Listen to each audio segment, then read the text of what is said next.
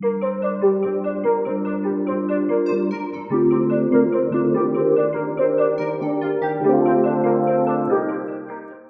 लोगों को बस ये था कि यार मेटलर्जी से पढ़ के तो बस ये स्टील इंडस्ट्री में ही जाएगा और लोहा बनाएगा और स्टील बनाएगा। जब हम बाहर निकले, लोगों ने डिफरेंट एरियाज में काम करना शुरू किया। इंस्पेक्शन एंड टेस्टिंग एक एरिया है जहाँ आप ऑयल टैंकर्स की टेस्टिंग करते हो, शिप्स की टेस्टिंग करते हो, तो वो एक बहुत बड़ा एरिया है। कोरोजन साइंटिस्ट बनते हैं हमारी फील्ड से लोग पढ़ के। इस तरह की कई कंपनीज हैं, लेकिन आई बिलीव आपको अपने ऊपर कॉन्फिडेंस होना बहुत ज़्यादा ज़रूरी है। अपना लिंक्डइन स्ट्रॉन्ग करो, अपनी सीवी से ज़्यादा अपना लिंक्डइन स्ट्रॉन्ग करो, बिकॉज वो इस सबसे ज़्यादा इस वक्त देखा जा रहा है। कुछ नहीं देखा जाता। सबसे पहले अगर आप किसी से बात भी करोगे ना, वो अगले दिन आपकी उसने प्रोफाइल व्यू की हुई होगी। तो ये मेरे साथ हो रहा है ना, बिकॉज मैं प्रोफेशनल गैदरिंग्स में जाता हूँ, डिफरेंट जगहों पे जाता हूँ, लोगों से मिलता हूँ, वो मेरा लिंक्डइन देखते हैं जाके सबसे पहले। मैं अगर फॉर एग्जांपल मैं एक छोटी सी एग्जांपल दूँ कि मैं रिसेंटली एक यूएई की कंपनी के लिए उनको मैं ट्रेनिंग्स दे रहा था उनके एम्प्लॉयज़ को। तो the training was about I think office politics. So office politics पे मेरी काफ़ी लर्निंग ऑलरेडी रीडिंग थी, बिकॉज मैंने हार्वर्ड की एक किताब पढ़ी हुई है ऑफिस पॉलिटिक्स के हवाले से। अच्छा, जिसके बारे में मतलब थोड़ा सा होता है हम निगेटिव सोचना शुरू कर देते हैं और आपकी जो डिफरेंट ओपिनियंस होते हैं और आप पहले से एज्यूम कर रहे हैं, फिर आप उसके बारे में रूल्स ऑफ एंगेजमेंट सेट कर लेते हैं। तो उसमें हमने इस बारे में बड़ा अच्छा डिटेल में पढ़ा था कि हमारे 3 तरह के डिफरेंट ब्रेन पार्ट्स होते हैं। हम कभी reptilian part of the brain से सोचते हैं, कभी कॉग्निटिव पार्ट से सोचते हैं, जो कि सबसे intelligent part of the brain. Hello, Assalamualaikum. This is Fatma Murtaza. And this is Aman Ali. And welcome to our episode of Communica. Today we have our guest who went from an engineering background to an MBA and then to a very successful startup. Today we have Mr. Danish Khalil with us. Assalamualaikum. वालेकुम अस्सलाम। How are you, sir? We are very fine. And सबसे पहले शुरू करते हैं आपके introduction से. If you could give us a very brief introduction about you and your company. Okay, जैसे आप लोगों ने बताया, मेरा नाम दानिश खलील है। मैं CEO हूँ इस वक्त एक्सपोनेंशियल में। ये कंपनी को फाउंड की है हम 3 पार्टनर्स ने मिलकर 1 साल पहले।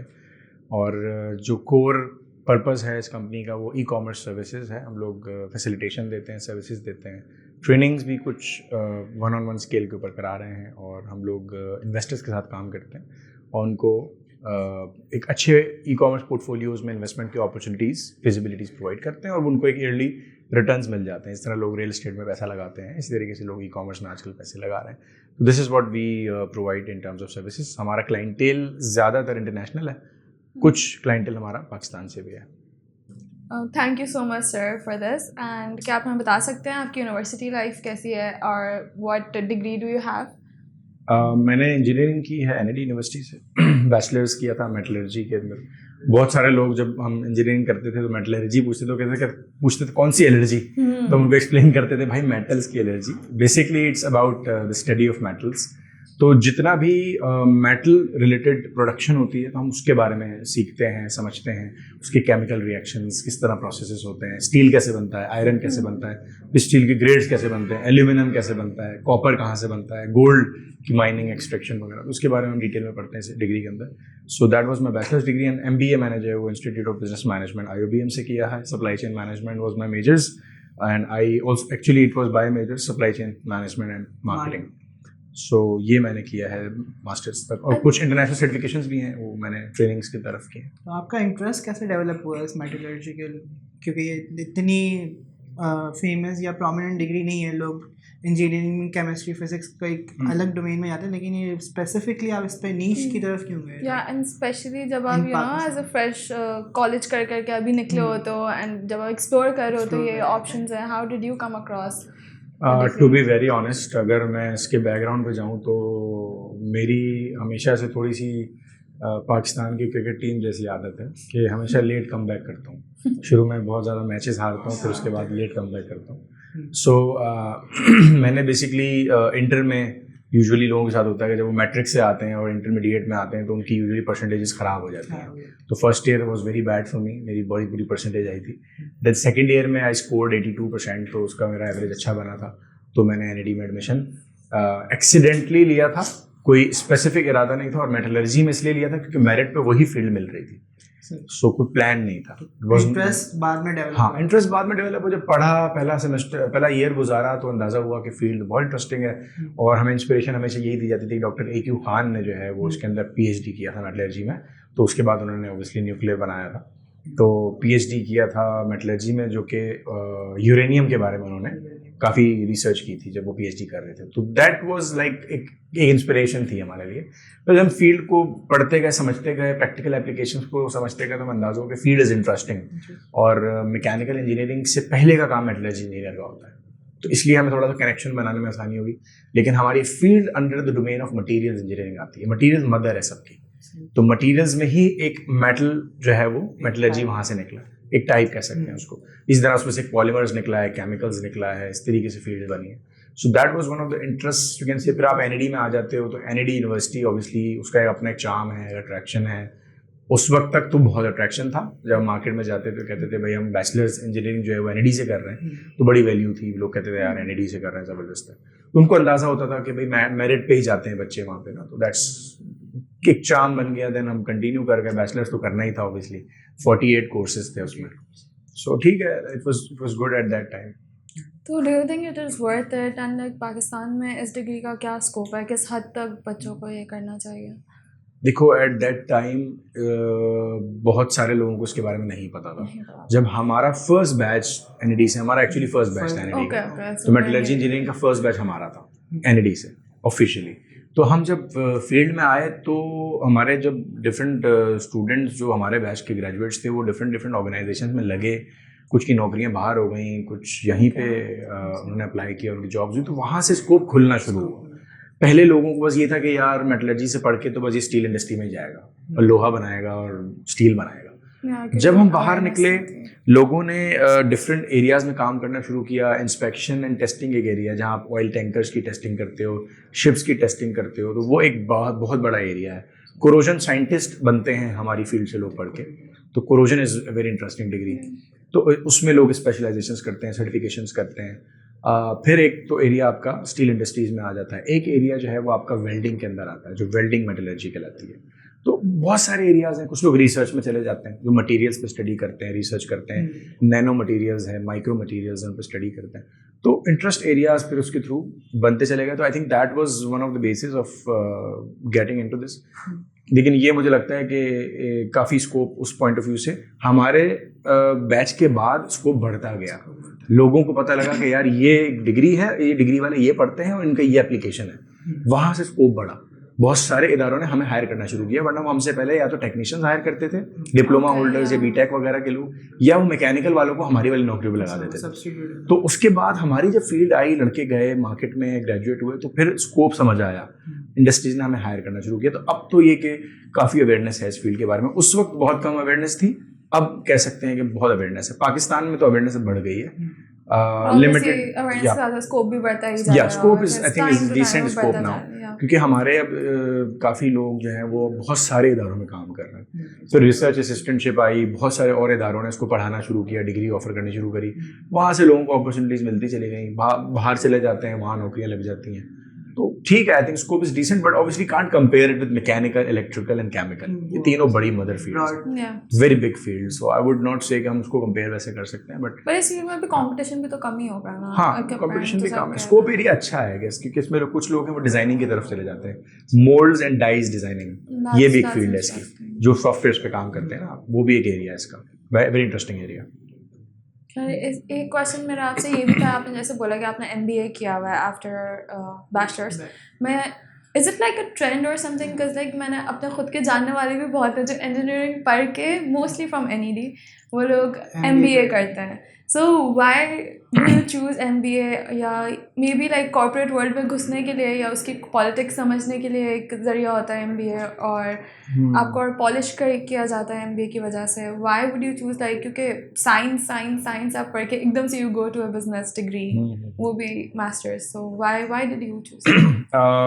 मेरे रीजंस अलग थे. I guess probably it was kind of a need of an hour for me at that time. Because मैं एक कंपनी का नाम तो शायद मैं नहीं लूँगा अभी, बट मैं वहाँ जॉब करता था और वो जॉब मुझे समझ नहीं आई क्योंकि वो बड़ी खतरनाक सी जॉब थी और हार्डकोर जॉब थी। जैसे इंजीनियरिंग की नौकरी होती है कि फील्ड में जा रहे हैं, गर्म लोहा पकड़ के जा रहे हैं और ये कर रहे हैं वो कर रहे हैं, वो चीज़ें मेरे समझ नहीं आई थी। मुझे वो जॉब मैंने इवेंचुअली छोड़ दी। मेरे दोस्त ने उस वक्त प्रोस्पेक्टस वो लेकर आया था IOBM का। उसने कहा यार मैं MBA कर रहा हूँ रेगुलर, तुम भी कर लो। तो मैंने भी MBA का एडमिशन ले लिया, टेस्ट दे दिया।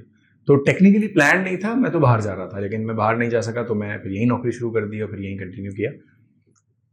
उसी वक्त 1 साल पहले जब हम ग्रेजुएट हो रहे थे तो उसी सीजन में 3 Idiots आई थी मूवी। तो उसमें भी एक मूवी का सीन था जिसमें वो कहते हैं कि वो इंजीनियरिंग करके जो MBA करते हैं उसको गधा कहते हैं। काइंड ऑफ एक सीन था आएगा उसमें करीना कहती है, पता नहीं कौन कहता है, वो हमारे जहनों में बैठ गया था कि यार तफरी के सेंस में। लेकिन इवेंचुअली आधे से ज़्यादा लड़के मैनेजमेंट साइड पे चले गए थे पढ़ने के लिए, क्योंकि टेक्निकल नॉलेज के साथ मैनेजमेंट की नॉलेज या मैनेजरियल स्किल्स होना बहुत ज़रूरी है।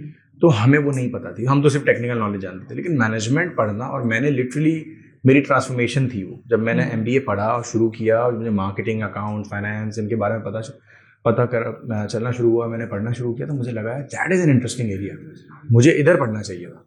सो वो मुझे अच्छा लगा। Plus it's always an edge for you जब आप मार्केट में जाते हो। MBA डिग्री के साथ इंजीनियरिंग बैकग्राउंड होना इज ऑलवेज अ प्लस। ये हमेशा एक चार्मिंग प्लस होता है गैस ना। तो मार्केट में जब जाते थे तो अच्छा लगता था, इट वॉज इंटरेस्टिंग। सो ये एक बेसिस बनी थी और प्लान्ड नहीं था पाकिस्तान में MBA करने का, बट वो एक एक्सीडेंटली हुआ। नौकरी छोड़ दी थी और दोस्त ने कहा कि यार मैं भी टेस्ट दे रहा हूँ, तुम भी दे दो। मैंने भी टेस्ट दे दिया, IOBM में एडमिशन हो गया और हमारा MBA रेगुलर प्रोग्राम था मॉर्निंग में। तो मैंने कोई इवनिंग या वीकेंड्स पे नहीं पढ़ा, मैंने रेगुलर प्रोग्राम में पढ़ा। So it was an interesting experience overall, तो इसलिए मैंने MBA शुरू कर दिया। तो लाइक जो आपने अभी स्टार्टअप शुरू किया, that was an accident to because you were never from this field. After MBA you thought about it कि I'm interested in e-commerce and this could be my field, I can do something really nice about it.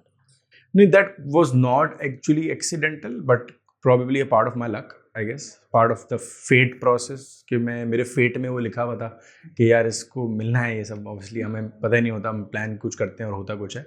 तो 2016 में मैं university के IOBM के portal पे job आई थी, मैंने वहाँ अप्लाई किया था। तो मुझे नहीं पता था यूटोपिया कौन सी कंपनी है, I didn't know about it. मैंने अप्लाई करा, मुझे वहाँ से जॉब की इंटरव्यू की कॉल आई। उस वक्त मैं हैबिट में जॉब कर रहा था, जो शायर फैसल पे है ना। तो मैं हैबिट में उधर कैटेगरी का हेड था। तो मैं वहाँ जॉब कर रहा था, मुझे जॉब की कॉल आई, मैंने इंटरव्यू दिया, 2 इंटरव्यूज़ हुए, उन्होंने मुझे अच्छी सैलरी ऑफर की, पैकेज अच्छा, everything was good, Saturday Sunday off. तो it was kind of a good thing for me. तो मैंने फ़ौरन जंप कर लिया। तो मैं जब उस कंपनी में काम करना शुरू किया तो I didn't know about it कि यार वो इतना बड़ा काम कर रहे हैं। अमेज़ॉन कोई प्लेटफॉर्म है, $1 लाख डेली सेल कर रहे हैं। तो सरप्राइजिंग था मेरे लिए, मुझे लगा कोई स्कैम है, कोई अजीब सी बात है। लेकिन जब मैंने अकाउंट्स देखे, $100,000 डेली सेल देखी, तो I was surprised, literally shocked कि ऐसा भी कुछ हो सकता है, पाकिस्तानी लोग काम कर रहे हैं। So it was an interesting thing, but वो एक्सीडेंटल नहीं कह सकते। लेकिन एक नौकरी आई थी, अप्लाई कर दिया, जैसे पहले जॉब्स पे अप्लाई करते थे लोग। तो जॉब हुई, इंटरव्यू दिया, तो that was kind of a thing. वहाँ से 2016 फरवरी मार्च वहाँ से मेरी जर्नी स्टार्ट हुई ई कॉमर्स की, और आज whatever it is today। आज के कॉन्टेक्स्ट में भी MBA इम्पॉर्टेंट है आपको लगता है, या जॉब के लिए यू कैन, अगर आपका स्किल और डिग्री की जो हम बात करते हैं, तो आपको लगता है स्किल होने से आपको जॉब मिल जाती है, MBA करना इज लाइक मस्ट? देखो, रीसेंट एक्सपीरियंस बताऊंगा। अभी हम रिसेंटली अपनी कंपनी में हायरिंग कर रहे हैं, तो हम इंटरव्यूज़ कर रहे हैं आजकल। तो मेरा और मेरे पार्टनर्स का जो पर्सपेक्टिव है, या हमारा जो कलेक्टिव ओपिनियन है, वो ये है कि डिग्री ज़रूरी है। तो हम जब CV देखते हैं तो हम उसमें इसकी सर्टिफिकेशन, स्किल्स, एक्सपीरियंस के साथ साथ डिग्री भी देखते हैं, उसने बैचलर्स किया है, मास्टर्स किया है, क्या किया है। बिकॉज हमें लगता है कि एक इंसान मुकम्मल तौर पे जो तैयार होता है, उसमें उसका वो 4 साल यूनिवर्सिटी एक्सपीरियंस ज़रूरी है। So at least bachelors is important. Masters आपकी अपनी मर्जी और विल होती है, बट बैचलर्स होना ज़रूरी है। आज के दौर में आई बिलीव सर्टिफिकेशंस होना, स्किल्स होना ज़्यादा ज़रूरी है, और उस स्किल्ड फील्ड के अंदर एक्सपीरियंस होना ज़्यादा ज़रूरी है compare to having masters, MPhil और PhD। तो ठीक है, बैचलर्स है एक अच्छी रेलिवेंट फील्ड में से, BScs करते हैं लोग, उसके बाद बहुत सारी बेतहाशा सर्टिफिकेशंस कर लेते हैं। तो अगर आप ऐसे कर रहे हो तो ठीक है, I think certification would help you. Skills develop करो, एक्सपीरियंस गेन करो। आज के वक्त में ऑनेस्टली स्पीकिंग लोग काम पूछते हैं, हम भी इंटरव्यू करते हैं तो हमारा शुरू का फोकस होता है कि एक CV को स्क्रीन करना है, शॉर्टलिस्ट करना है, फिल्टर करना है, तो चलो हम देख लेते हैं बैचलर्स है या मास्टर्स है। बट अगला जो हमारा focus through out the interview होता है, वो ये होता है टेक्निकल नॉलेज कितनी है, हमारे काम का कितना है ये बंदा। डिग्री से हम काम नहीं निकलवा सकेंगे ना, लेकिन उसकी वो स्पेसिफिक फील्ड सोशल मीडिया है या लीड जनरेशन है, बिजनेस डेवलपमेंट है, लिंक्डइन पे कितनी एक्सपर्टीज़ है, हम ये सारी चीज़ें देखते हैं। तो वो technical area would eventually help us as a recruiter to hire anyone. तो ज़रूरी है MBA करना, बैचलर्स करना, but I think if bachelors के साथ सर्टिफिकेशंस हों, स्किल्स हों और एक्सपीरियंस गेन कर लो तो that is good enough I guess. Masters होना कोई बहुत मैंडेटरी नहीं है, अगर आप इनफ है बैचलर्स भी किया हुआ है तो, but good enough I guess. But वो तो ई-कॉमर्स की जॉब्स हैं उन चीज़ों के लिए ना, बिकॉज इसके अंदर तो आपका on hand experience he matter करता है, नॉट दैट। हाँ ठीक है, बट लोग बैचलर्स अकाउंटिंग एंड फाइनेंस करते हैं, ACCA करते हैं, CA करते हैं, उनकी नौकरियाँ लग जाती हैं अकाउंटिंग में, फाइनेंस में। मार्केटिंग में भी यही है कि मार्केटिंग में भी स्पेशलाइजेशन आप पढ़ लेते हो, लेकिन इवेंचुअली जो सीखते हो फील्ड पे सीखते हो। स्पेशली जो ब्रांडिंग का पार्ट है, क्योंकि ब्रांडिंग का जो ग्राउंड वर्क है वो ज़्यादा इंपॉर्टेंट है instead of learning theoretically. So ठीक है, I guess degrees does matter obviously. Masters मैंने भी किया, तो मैं तो नहीं बोलूँगा मास्टर्स ना करो, लेकिन इसको कोई ऐसी नेसेसिटी ना बनाओ। बैचलर ज़रूर करो, 4 साल डिग्री ज़रूर लो, वो इम्पॉर्टेंट। बैचलर को पॉलिश भी तो करते थे ना, ऐसे इंसान वेरी इंपॉर्टेंट, क्योंकि आप बहुत सारी चीज़ें सीखते हो 4 साल के अंदर। very discipline rigorous. सीखते हो, प्रोफेशनल डेवलपमेंट सीखते हो, लोगों से इंटरेक्शन, नेटवर्किंग, PR कैसे बनती है, you learn lot of these things I guess. That's very important. Notion भी है, आप देखें कि जितने भी स्टूडेंट्स की एक शिकायत या डेंटिंग करते हैं वो लोग कि जब भी वो डिग्री कर लेते हैं तो उनको जॉब नहीं मिलती, पाकिस्तान की मार्केट में अवेलेबल नहीं। तो क्या ये एक्चुअली ऐसा है या ये सिर्फ एक बातें हैं कि नहीं है? एक चीज़ मैं इसमें एक ऐड करना चाहूँगी, आप अगर ये भी बता सकें कि पाकिस्तानी स्टूडेंट्स जॉब्स कैसे ईजियर ढूंढ सकते हैं, like what should be their process. एक तो होता है कि आप कोल्ड कॉलिंग करते हो, आप यू नो इंटरव्यू दे के आ जाते हो and then you just call them again and again. तो like when you hire somebody, आप सबसे पहली चीज़ उसमें क्या देखते हो कि बंदा कितना पैशनेट है अबाउट द जॉब, और ये पैशनेट नहीं भी है और ऐसे ही चल जाएगा, it's okay. I think, in my perspective, I see more of the confidence part. How the person sitting in front of me is communicating his or her skills. How confidently they are communicating that about. क्योंकि होता ये है कि वो अपनी skills को बहुत से लोग होते नहीं बता पाते। वी हैड एन इंटरव्यू, उसको हमने हायर किया है, but she was not able to communicate her overall capabilities and skills, लेकिन स्टिल हमने उसको हायर किया क्योंकि हमें पता है उसका काम अच्छा है, लेकिन वो कम्युनिकेट नहीं कर पाई। हमें इंटरव्यू में हमें वो उस तरह से कन्विंस नहीं कर सकी।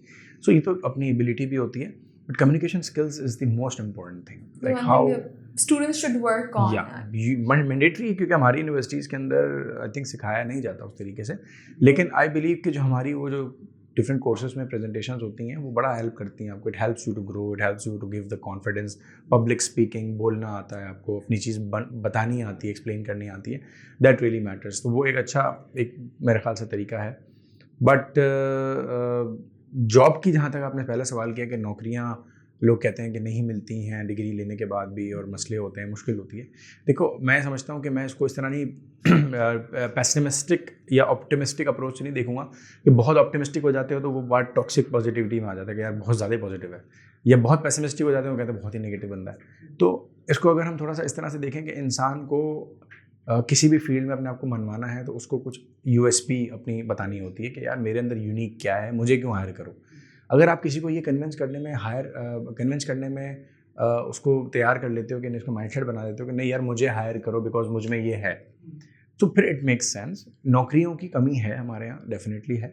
अच्छे लोगों को भी बेचारों को नौकरी नहीं मिलती, क्योंकि उसमें फिर बहुत सारा पार्ट कुछ सॉफ्ट स्किल्स का भी आता है, कॉन्फिडेंस है, सॉफ्ट स्किल्स हैं, प्लस कम्युनिकेट नहीं कर पाते अपनी चीज़ों को। आता बहुत कुछ है लेकिन बता नहीं पाते, इस तरह की काफ़ी चीज़ें हैं। बट नौकरी मेरे ख्याल से लग जाती है। काफ़ी इदारे हैं जो काफ़ी अच्छी नौकरियां भी दे रहे होते हैं, जैसे यूटोपिया इंडस्ट्रीज़ है, बहुत ज़बरदस्त उनके यहाँ पैकेजेस हैं इस वक्त, और वो सारा ये ई-कॉमर्स का ही, IT का ही जो है ना एक बूम है वहाँ पर।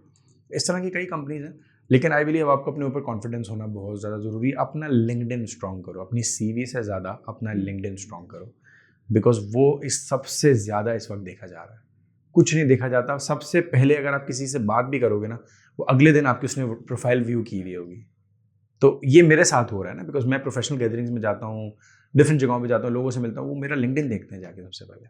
नेक्स्ट डे मैं देखता हूँ तो उसी इंसान ने मुझे व्यू किया हुआ होता है। सो मेरे पास तो प्रोफाइल मेरी प्रीमियम है, तो मुझे पता लग जाता है कि वो किसने देखा है। लेकिन लिंक्डइन पे भी बहुत सारे लोग हैं, बहुत कुछ उल्टा सीधा डाल देते हैं, जस्ट कॉपी पेस्ट करते हैं दूसरों की प्रोफाइल से। तो ये भी करना ठीक नहीं है, जो आता है वही लिखो उस पर। तो LinkedIn is good, use these platforms. अब वो पुराना दकियानूसी दौर नहीं है, जाके सीवियाँ फेंक रहे हैं, ऑफिस चले गए भाई, बाहर गार्ड को सीवी दे दी या रिसेप्शन पे सीवी दे दी। अब एक्चुअली वो दौर मेरे हिसाब से नहीं है। अब आपको ये सारे मीडियम्स इस्तेमाल करने चाहिए, और social media, social networking is the key. जितना स्ट्रॉन्ग नेटवर्क है उतना ही आपके काम बनते चले जाएंगे। यही मैंने अभी तक समझा और सीखा है। तो नेटवर्क इज द की, very important. Also, do you believe in like creating opportunities rather than just applying for a job? Maybe आप अपने लिए opportunities खुद create करो. It does happen. Obviously, मेरे साथ काफ़ी लोग हैं जो I know who work a lot on the projects and who used to regularly post their work on social media.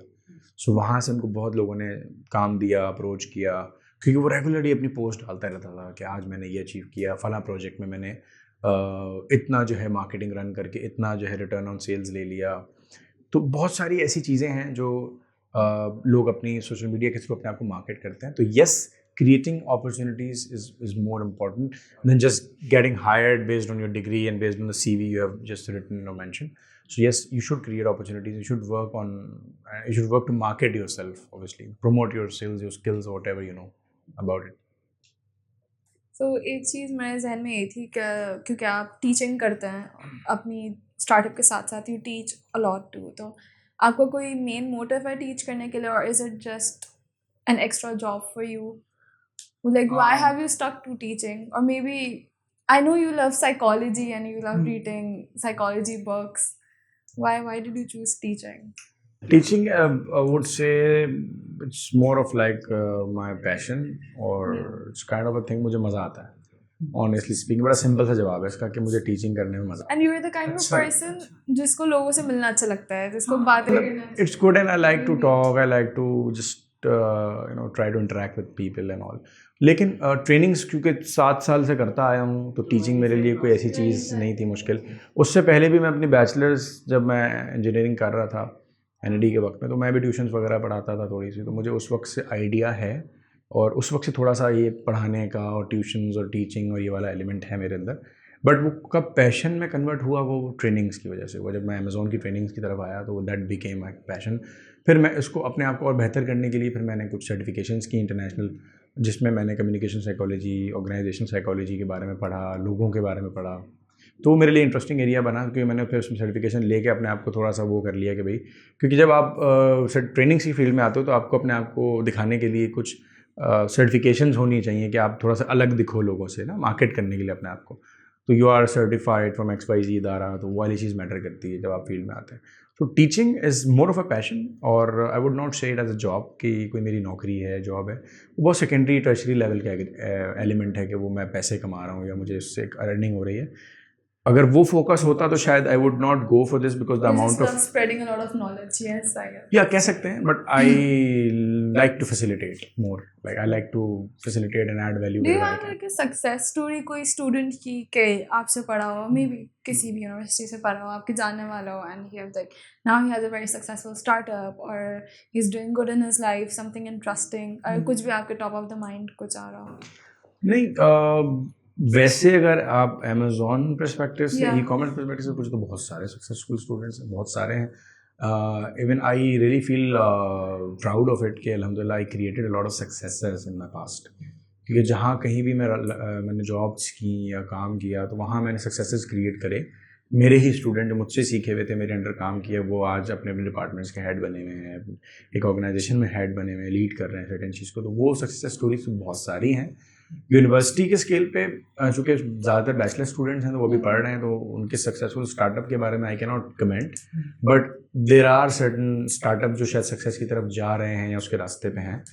और मैंने जो भी उसमें थोड़ा बहुत रोल प्ले अगर उसमें किया है, तो वो कह सकते हैं कि because they ask for any suggestions और एनीथिंग, तो I obviously give my advice to them. तो yes, there are very much of success stories, but related to more of like e-commerce and Amazon. Yes. तो sir आपका paradigm shift होता है, आपने start किया MBA, फिर engineering MBA, फिर आप बिजनेस में आ गए, अब आप टीचिंग कर रहे हैं। इसी तरह से जैसे इन्होंने बताया कि आपने सर्टिफाइड साइकोलॉजिस्ट हैं, तो ये आपका पैराडाइम शिफ्ट क्यों होता गया? क्या आपको इंटरेस्ट डेवलप हो रहा है या लाइक नेटवर्किंग की वजह से चेंज Yeah, आता keep है? on shifting. शिफ्टिंग नहीं कह सकते, I think it's a pathway, but I try my self not to stay stagnant और समथिंग, या कहते हैं ना वो मोनोटनस वे में जिंदगी ना गुजारी जाए, कुछ एक्साइटमेंट होनी चाहिए। तो मुझे ये लगता है कि मेरी ज़िंदगी में फ़िलहाल एक्साइटमेंट की शदीद कमी है, क्योंकि मैं बहुत स्टक हो गया हूँ ई कॉमर्स के अंदर, और काफ़ी ज़्यादा e-commerce. So I always look into the things where I can do something differently. तो this university teaching experience is very different from me. That experience was, I was never planned. ऐसी चीज़ आप plan करते हो नहीं यार मेरा ख्वाब है अपनी यूनिवर्सिटी में पढ़ाना, और वो वाली चीज़ें नहीं थी। बट अल्हम्दुलिल्लाह for what I got in terms of an opportunity, and I really feel proud obviously कि मैं अपने ही यूनिवर्सिटी में जहाँ मैंने पढ़ा वहाँ मैं पढ़ा रहा हूँ, अपने ही टीचर्स के आगे मैं अब खुद टीचर बन के जो है ना वो इन्विजिलेशन कर रहा होता हूँ, Very rewarding सा moment इंटरेक्ट कर होता रहा है होता हूँ। वो मोमेंट रिवॉर्डिंग है, Yeah. क्योंकि जब मैं एक एग्जाम हॉल में स्पेस शेयर कर रहा हूँ अपने ही पुराने टीचर्स के साथ, now as a teacher, as an invigilator like them, so वो मेरे लिए बहुत प्राउड मोमेंट है। I really love that. वो फीलिंग जो है ना वो मैं I can not explain that, वो फीलिंग मुझे बहुत स्पेशल लगती है। एंड आई रियली फील अल्हम्दुलिल्लाह, मुझे I am very thankful and grateful obviously to for this opportunity. लेकिन पढ़ाने के साथ मैं समझता हूँ कि पढ़ाना, हमारा एक टीचर थे जो ये बात कहते थे कि यार मैं यहाँ पढ़ाने नहीं आया, मैं आपको सिर्फ फैसिलिटेट करने आया हूँ। उनकी ये चीज़ ना हमें उसको बुरी लगती थी, यार ये क्या मतलब आते हैं किताब में से चैप्टर खोलते हैं, बोलते हैं ये चैप्टर ये ग्रुप करेगा, ये चैप्टर ये ग्रुप करेगा, ये चैप्टर ये ग्रुप करेगा, तो हम लोग बोलते थे नहीं पढ़ाता नहीं है बंदा। वो बात मुझे उनकी आज समझ आती है, क्योंकि यार पढ़ाने के लिए या पढ़ने के लिए किताबें, यूट्यूब, बेतहाशा ऑडियो बुक्स के एप्लीकेशन, सॉफ्टवेयर, पता नहीं क्या कुछ आ चुका है। अब तो पॉडकास्ट सुनते रहो तो आधी नॉलेज तो वहीं से आ जाती है। लेकिन facilitation is where you add value with your practical experience, ये आपको कोई नहीं दे सकता। Facilitation is different from mentorship, या मेंटरशिप तो बहुत क्लोज लेवल पे होती है, लाइक बहुत वन ऑन वन लेवल होती है। मेंटरशिप मैं समझता हूँ ज़्यादातर क्लोज लेवल पे ही बेहतर होती है और इफेक्टिव होती है। 50 लोगों को मेंटरशिप नहीं दे सकते आप, तो मैं समझता हूँ कि facilitation is the right word to use. तो this is what I feel कि facilitation with value addition and sharing your practical experience is the vital part, instead of just giving theoretical knowledge जो किताबों में लिखी है, slides में लिखी है, वो क्या बताना है, उससे कोई फर्क नहीं पड़ना। So what matters is that you are delivering based on your experience or whatever corporate experience you have. किसी का 10 साल का, किसी का 20 साल का, किसी का 30 साल का, तो that really matters. तो सर आपने देखा होगा कि जो स्टूडेंट, आप जब स्टूडेंट थे उस वक्त एक यूनिवर्सिटी का अलग लाइफस्टाइल था, अब डिफरेंट हो गया, तो आपने स्टूडेंट्स में कुछ डिफरेंट देखा, टीचिंग स्टाइल में कुछ डिफरेंट देखा, या सिमिलर ही है अभी भी 20 ईयर्स में? मैंने अपना MBA आज से 10-12 साल पहले स्टार्ट किया था, और आज जो मैं देखता हूँ उसी यूनिवर्सिटी के अंदर स्टूडेंट्स, तो आई गेस यूनिवर्सिटी तो सेम ही है, लेकिन स्टूडेंट्स बहुत बदल चुके हैं। Very smart students now. पहले के वक्त में वो स्टूडेंट्स शायद, और वो जनरेशन शिफ्ट भी है, क्योंकि अब जो स्टूडेंट है बहुत स्मार्ट है, और सोशल मीडिया का दौर है, हर वक्त स्मार्ट एप्लीकेशंस मौजूद हैं, तो उनके लिए अब वो वाला नहीं है कि मतलब वो स्मार्ट हैं तो कॉन्सेप्चुअल लेवल पे चीज़ें कर रहे होते हैं, तो वो ठीक है, चीज़ें चेंज हुई हैं। टीचिंग का तरीका तो शायद नहीं इतना चेंज हुआ, वैसा ही है काफ़ी हद तक, वो भी टीचर टू टीचर वेरी करता है। इसलिए आप कुछ डिफरेंट करते हैं? मैं कोशिश करता हूँ कि मैं ज़्यादातर प्रैक्टिकल नॉलेज शेयर करूँ और जो मेरे एक्सपीरियंसेस हैं वो बताऊँ, और थोड़ी सी इंटरेक्टिव चीज़ें भी मैंने कुछ ट्राई की हैं अपनी क्लासेस में, जो शायद मुझे नहीं लगता और स्टूडेंट और टीचर्स किस तरह करते होंगे definitely, but I am not sure. तो ये चीज़ है, लेकिन स्टूडेंट में काफ़ी चेंजेस हैं मेरे वक्त में। हाँ ये भी कह सकते हैं, और थोड़ा से ओपन माइंडेड भी हैं और आउटस्पोकन भी हैं। Exactly, तो ये चीज़ पहले नहीं थी। way से I don't think so वो आप टीच कर सकते हो, because वो फौरन आपको बोल देता है। और इनोवेशन भी है, like a lot of innovation now. लोग, आप जो स्टूडेंट्स हैं वो थोड़ी सी नई टेक्निक्स, क्रिएटिविटी पे बात करते हैं, उनमें खुद मल्टी स्किल आ गई है। पहले क्या स्टूडेंट सिर्फ पढ़ता था, क्लास लेता था, चले जाता था। अब ये है कि बच्चा साथ साथ चीज़ें कर रहा है, प्रोजेक्ट्स कर रहा है, पैसे भी कमा रहा है, कोई ऑनलाइन कुछ सेल कर रहा है, कोई ऑनलाइन किसी को ट्यूशन दे रहा है, कोई ऑनलाइन किसी को कुछ मेंटोरशिप दे रहा है। तो मेरी अभी क्लास में एक स्टूडेंट था जो कि न्यूरो लिंग्विस्टिक प्रोग्रामिंग में सर्टिफाइड है, और वो प्रैक्टिशनर है। वो ऑनलाइन लोगों को कोचिंग्स देता है, उनको गाइडेंस देता है, मेंटोरशिप सेशंस करता है उनके साथ, थेरेपीज करता है उसके साथ, लोगों के साथ जिनके मेंटल हेल्थ इश्यूज हो जाते हैं, इस तरह की चीज़ें। और So अभी ये- तो वैसे ही तो वो यूनिवर्सिटी के साथ कैरी कर रहा है। सो देर आर मेनी, लाइक मैंने तो खैर ऑब्वियसली मैं एंटरप्रेन्योरशिप डिपार्टमेंट में पढ़ाया, तो एंटरप्रेन्योरशिप के स्टूडेंट ज़्यादातर तो देखें बिजनेसेस में ही होते हैं, कारोबार में होते हैं, तो फैमिली होती है, वो खुद होते हैं, तो वो मुझे एलिमेंट बहुत अच्छा लगा। Obviously I don't know about the BBA and the other degrees के वहाँ भी क्या हालात हैं, बट एंटरप्रेन्योरशिप में एक्सपीरियंस मेरा अच्छा रहा। Students are very much innovative, creativity बहुत है और तेज़ है दिमाग, कारोबार में तेज़ है, बिजनेस एक्यूमेन है उन लोगों के अंदर, बिकॉज वो शायद पीछे फैमिली से आ रहा है उन लोगों के अंदर, that's the main reason. Experience इसमें काउंट हो सकता है। हम बिजनेस की बात करें तो आई हैव दिस क्वेश्चन जो हमें यूनिवर्सिटी में भी बार बार पढ़ाया जाता है कि is a good leader born या नर्चर्ड होता है, कि वो आप एक गुड लीडर क्या आपकी इनबॉर्न स्किल्स होते हैं या आप उसको और ज़्यादा बेहतर करते हो? What kind of a leader are you? Do you think There are two questions actually. yeah. I believe that दोनों चीज़ें होती हैं। कुछ लोगों में नेचुरल एबिलिटी भी होती है, नेचुरल एबिलिटी टू लीड होती है, लेकिन उनमें ये एबिलिटी नहीं होती कि लीड किस डायरेक्शन में करना है और कितना अच्छे से करना है। वो विथ ओवर द टाइम वो शायद लर्न करते हैं या नर्चर करते हैं, अपने अंदर एक्सपीरियंस से उसको लेकर आते हैं।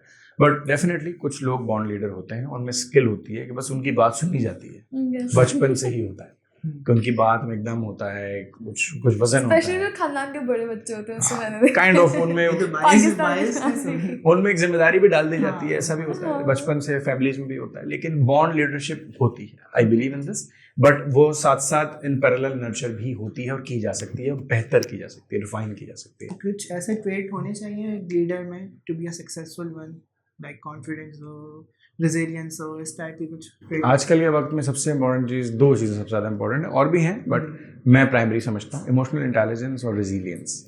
ये दो हैं तो कामयाबी है इस दौर में, क्योंकि ये काफ़ी अफरा तफरी है इस दौर में, तेज़ी है, एडॉप्टेशन है, बहुत जल्दी चीज़ें चेंज हो जाती हैं, बहुत जल्दी नई चीज़ आ जाती है, ख़ास तौर पे हम AI एरा के अंदर हैं, तो उसके अंदर आपको बहुत जल्दी एडॉप्टेशन करनी है, तो you need to have patience, you need to have a lot of control on emotions, क्योंकि पैनिकिंग सिचुएशन हो जाती हैं, आउटडेटेड चीज़ें हो जाती हैं। और रिजिलियंस का मतलब ये है कि एवरी सेटबैक से आपको बाउंस बैक करना है, उठना है, खड़ा होना है, दोबारा तैयार होना है।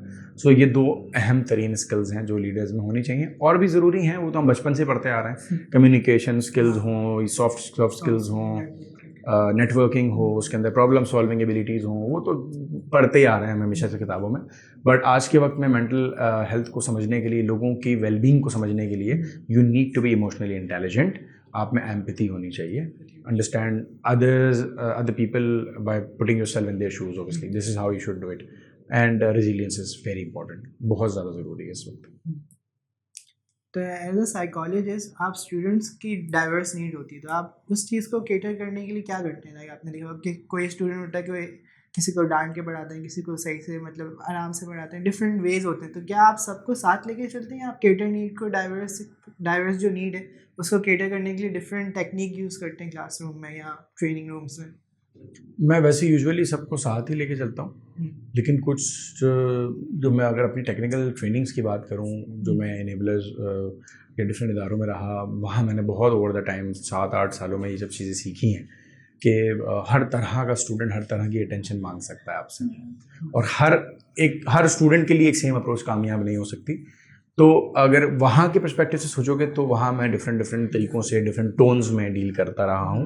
यूनिवर्सिटी की जहाँ तक बात रही, तो यूनिवर्सिटी में मोस्टली मैं एक ही टोन में रहता हूँ ज़्यादातर, और मेरा थोड़ा सा सॉफ्ट वे है पढ़ाने का और लोगों को ट्रीट करने का। Like I don't go very hard on students, unless कि कोई बदतमीज़ी वाले लेवल पे उतर आए तो वो एक अलग चीज़ है, लेकिन अभी तक ऐसा अल्हम्दुलिल्लाह कोई एक्सपीरियंस हुआ नहीं है। Students are really nice overall, जितने भी मेरे अभी तक रहे हैं।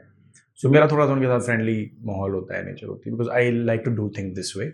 और बहुत से लोग उसको समझते हैं कि ये अब्यूज़ है, और बहुत से लोग उसका गलत फ़ायदा भी उठाते हैं, काइंड ऑफ कि यार वो टीचर तो हल्का है, वो तो चल जाएगा, खैर है। तो उसमें नुकसान भी हो जाता है कभी कभार कुछ चीज़ों में, तो स्टूडेंट्स कभी कभार इस तरीके से आपको फॉर ग्रांटेड भी ले लेते हैं, विच इज़ देयर पार्ट। वो अब उनके एंड पे गलत है, आप अपने एंड पे ठीक कर रहे हो जो कर रहे हो, but you just remain honest with your things. आप अपनी चीज़ों से ऑनेस्ट रहो, जो आप टीचिंग कर रहे हो ऑनेस्टली डिलीवर करो, जो आपको जिम्मेदारी दी है इदारे ने, इंस्टीट्यूट ने, आप उसको जिम्मेदारी से निभाओ।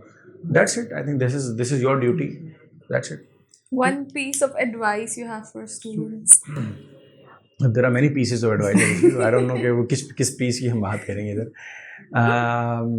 आई थिंक आजकल स्टूडेंट्स को स्मार्ट ही रहना चाहिए, बहुत ज़्यादा दीवानों की तरह भी नहीं पढ़ना चाहिए। किताबी कीड़ा होना, कहते हैं ना किताबी कीड़ा है यार ये बच्चा, वो होना आजकल इतना ज़्यादा नहीं है। मतलब आई बिलीव कि you are very smart now. वो 15-20 मिनट्स 25 मिनट्स पॉडकास्ट सुन ली, वो पूरा एक कॉन्सेप्ट समझ आ गया, वो एक जो पूरी बात 100 पेजेस में लिखी हुई है वो समझ आ गई। सो थोड़ा सा टाइम बचाने की कोशिश करें और ज़्यादा से ज़्यादा अपनी स्किल्स पे फोकस करें, नॉलेज अडॉप्ट करें, और just 1 by 1 approach is right. क्योंकि बहुत ज़्यादा मल्टीटास्किंग करोगे तो मुश्किल हो जाती है, क्योंकि वो एक भी काम नहीं बन पाता।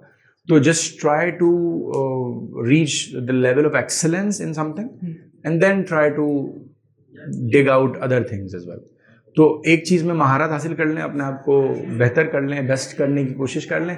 व्हेन यू थिंक कि यार मैं मैच्योरिटी स्टेज पे पहुंच गया, उससे ऊपर कुछ नहीं है, तो फिर आप अपने आप को डाइवर्सिफाई करें, उसी में और एरियाज को एक्सप्लोर करें। सर जैसे कि आजकल नॉलेज इकोनॉमी का दौर है, आपको ज़रूरत नहीं है कि आप बुक्स पढ़ें, आप पॉडकास्ट से भी आप नॉलेज के लिए गेन कर सकते हैं, यूट्यूब से भी डिफरेंट एवेन्यूज़ आपके पास आ गए। तो आपको लगता है आज भी बुक्स पढ़ना ज़रूरी है? जैसे आप पढ़ते हैं, आप एक एविड रीडर हैं, तो ज़रूरी है या आप डिफरेंट एवेन्यू से भी नॉलेज गेन कर सकते हैं? इट डिपेंड्स यार। एक्चुअली मैं अगर फॉर एग्जांपल मैं एक छोटी सी एग्जांपल दूं कि मैं रिसेंटली एक यूएई की कंपनी के लिए उनको मैं ट्रेनिंग्स दे रहा था उनके एम्प्लॉयज़ को। तो the training was about I think office politics. So office politics पे मेरी काफ़ी लर्निंग ऑलरेडी रीडिंग थी, बिकॉज मैंने हार्वर्ड की एक किताब पढ़ी हुई है ऑफिस पॉलिटिक्स के हवाले से। तो वो किताब से नॉलेज आई थी मेजरली। मैंने डिफरेंट टाइप्स ऑफ बॉसेस और डिफरेंट टाइप्स ऑफ पीयर्स के बारे में पढ़ा था उसमें। बट एक सिंगल ग्लांस में मुझे अपना एक वो रिफ्रेश करने के लिए concept, I went to Spotify. मैंने वहाँ पॉडकास्ट में मैं गया, मैंने ऑफिस पॉलिटिक्स लिखा, बहुत सारे लोगों की ऑफिस पॉलिटिक्स पे पॉडकास्ट आ गई, मैंने उसमें से जनरली चूज़ कर लिया और मैंने सुना। वो 30-35 मिनट की पॉडकास्ट थी, इसको 1.5x पे सुना और just it gave me a refresher and a lot of pointers. उन पॉइंटर्स से मैंने अपनी बहुत सारे डॉट्स कनेक्ट किए, अपनी पास एक्सपीरियंसेस के एग्जाम्पल्स को कनेक्ट किया और फिर मैंने वो ट्रेनिंग डिलीवर कर दी। तो मुझे उसमें बेनिफिट हुआ था, like that was interesting part for me. But इसको स्मार्ट अप्रोच कर सकते हैं। मुझे पूरी किताब पढ़ने की जरूरत नहीं पड़ी, मुझे एक रिफ्रेशर मिल गया। किताब को मैंने स्किम करा क्योंकि मैं ऑलरेडी पढ़ चुका था वो। तो किताब की इंपॉर्टेंस मेरे नज़रिए में मेरे नज़दीक ख़त्म नहीं हो सकती। मैं अभी भी किताब को उतनी इंपॉर्टेंस देता हूँ, समझता हूँ। मुझे फिजिकली किताब से पढ़ना अभी भी मज़ा आता है, आई लाइक इट। तो वेरी करते हैं इंडिविजुअल, हाँ इंडिविजुअल टू इंडिविजुअल वेरी करता है। लेकिन आजकल स्मार्ट अप्रोचेस बहुत हैं, तो बहुत सारी ऐप्स हैं जो आपको 15 मिनट में पूरी बुक का समरी दे देती हैं। 20 मिनट में सुन लो, ऑडियो बुक्स हैं, आराम से आप सुन लो उसको या समरी पढ़ लो उसकी, और हर चैप्टर की समरी मौजूद होती है, तो वो पूरी लंबी छोटी बुक पढ़ने की ज़रूरत ही नहीं है। तो डिपेंड करता है, हमारे मिजाज में वो रिटेंशन लेवल छोटा हो चुका है। हम रील्स 1 मिनट की देख के, ठीक है भाई, हम वो आप 1 घंटे की वीडियोस नहीं देख सकते, तो हम रील्स देखते हैं। लोग पूरी जो है वो मैचेस नहीं देख सकते, तो वो हाईलाइट्स देख लेते हैं 20-25 मिनट की। सो वेरी करता है ऑब्वियसली। तो अगेन मिजाज टू मिजाज वेरी करता है। लेकिन ज़्यादातर की बात करेंगे, मेजॉरिटी की बात करेंगे, तो मिजाज ऐसे हो गए हैं कि हमारे अटेंशन स्पैन छोटे हो गए। तो हम बहुत ज़्यादा देर तक किसी चीज़ को अटेंशन नहीं दे सकते, हम बोर हो जाते हैं या हमारा जो है डिस्ट्रैक्शन हो जाती है। सो डिस्ट्रैक्शन से रिलेटेड बड़ी ज़बरदस्त मैंने किताब पढ़ी है, hyper focus, very interesting book, बहुत मज़े की किताब है। उसके अंदर बहुत सारी चीज़ों पे बड़ी अच्छी उसने स्ट्रैटेजीज़ बताई हैं। अटेंशन स्पैन हमारा क्या होता है और हम क्यों डाइवर्ट हो जाते हैं, क्या हमारे distracting factors and how we can obviously tackle those factors. तो किताब पढ़ने से डेफिनेटली फ़ायदा है। किसी भी चीज़ को अगर इन डेप्थ समझना है तो किताब ही पढ़नी पड़ेगी। 15 मिनट के ऑडियो बुक से फ़ायदा नहीं होगा। किसी भी टॉपिक को डेप्थ में पढ़ना है, गहराई में पढ़ना है, तो किताब पढ़नी पड़ेगी। तो आपकी वैसी फेवरेट बुक जो आप ऑडियंस के साथ शेयर करना चाहें या उनको पढ़नी चाहिए? यार बहुत could be related to psychology. बहुत सारी किताबें हैं I guess. Think again Adam Grant की is one of the fascinating books I read. Toxic positivity बहुत ही मज़े की किताब है क्योंकि the topic is very interesting. जब आप पढ़ते हो ना, आप बोलते हो टॉक्सिक पॉजिटिविटी में भी टॉक्सिक का टर्म यूज़ हो रहा है। जब मैंने वो किताब पढ़ी थी तो it was very interesting for me when I read that. और मैंने वो किताब लास्ट ईयर पढ़ी थी जब मैं सोलो ट्रिप पे अकेला गया था 5 दिन के लिए नथिया गली। तो मैंने वो किताब मेजरली वहाँ पढ़ी थी और मुझे बहुत सुकून से पढ़ने में मज़ा आया था उस किताब को, तो मैंने वाकई में उसमें ऐसे फैक्टर्स देखे थे जिनमें मैं रिलेट कर रहा था कि यार मैं लोगों को उनके ऐसी सिचुएशन में उनको दिलासे देता हूँ, अरे खैर है, कोई नहीं, हो जाएगा. This is toxic positivity. क्या आप एक बंदा उदास है या अल्लाह ना करे किसी की कोई रिलेटिव की डेथ हो गई, कुछ हो गया, आप उसको बोल रहे हो हाँ यार ये तो सबको ही फेस करना है, सबके साथ ही होना है, एक दिन सब ने ही मरना है. हम जो ये कहते हैं ना, उससे वो part statement is a toxic positivity at that stage. किसी का कुछ खो गया है, अरे यार खैर है और आ जाएगा. This is toxic positivity. So I really relate that, you know. मैंने जब रिलेट करना शुरू किया मुझे बहुत मजा आया. मैंने कहा यार दिस इज समथिंग इंटरेस्टिंग. और हम तो अपनी ज़िंदगी में नॉर्मली लोगों को इस तरह के मशवरे देते रहते हैं चलते फिरते, तो वो मुझे काफ़ी अच्छा लगा. किसी का ग्रेड अच्छा नहीं आया, खैर है अगली बार अच्छा कर लेना. तो obviously this is something part of the toxic positivity which I like. तो ये 2 बुक्स कह सकते हैं, but I can not stay limited with this because मैं हर टॉपिक पे मुझे बहुत सारी चीज़ें पढ़ने को मिली. मैंने बहुत साल पहले इमोशनल इंटेलिजेंस 2.0 एक किताब पढ़ी थी. डैनियल गोलमैन शायद उसका नाम है बंदे का, ऑथर का. बहुत क्रेजी किताब है वो, बहुत मजे की किताब है. इमोशनल इंटेलिजेंस का इंटरेस्ट मेरा वहाँ से डेवलप हुआ. रेजिलियंस पे मैंने कोई किताब नहीं पढ़ी. रेजिलियंस पे मैं पॉडकास्ट बहुत सुनता हूँ. और मैंने दी रेजिलियंस इंस्टीट्यूट के एक मेन बंदा है, उसका नाम आई थिंक मनीष नाम है, क्या नाम है, उससे मैंने लिंक्डइन पे भी बात की थी और उसको बहुत अप्रिशिएट किया था. उसकी मैंने पॉडकास्ट सुनी थी, तो वो बहुत इंटरेस्टिंग पॉडकास्ट थी. सो रेजिलियंस का जो कॉन्सेप्ट है वो मेरे अंदर उसके थ्रू ही बिल्ड हुआ. तो ये सारी आई थिंक चीज़ें हैं. तो किताबें फेवरेट तो किसी की भी बहुत सारी हो सकती हैं, बट इसलिए मैं किताबें भी बहुत अगर ज़्यादा नहीं पढ़ता, but I am very much into the seasons and series and movies and all, because मुझे हर चीज़ से लर्निंग मिलती है. Like I believe in this way. मैं उसको ऐसे देखता हूँ कि मुझे लर्निंग मिल रही है. पर्सपेक्टिव की और माइंड पर्सपेक्टिव्स की, यस यस, वेरी. कहाँ से सीखना चाहते हैं वहाँ से सीख लेते हैं. एक और चीज़ मैं आपसे पूछना चाह रहा था. एक चीज़ जो हम सब फेस करते हैं, स्टूडेंट्स हो, टीचर्स हो, एक मेंटल डिप्रेशन, ये चीज़ें भी फेस करते हैं. तो एज एन साइकोलॉजिस्ट, और कुछ लोग तो बात भी नहीं करते इस बारे में, तो एज एन साइकोलॉजिस्ट आपको क्या लगता है कि मेंटल पीस के लिए क्या चीज़ें करनी चाहिए, या क्या कैसे डिफ़िकल्ट फेजेस को पैन आउट करना चाहिए, इसके लिए एज एन साइकोलॉजिस्ट आपका क्या पर्सपेक्टिव है?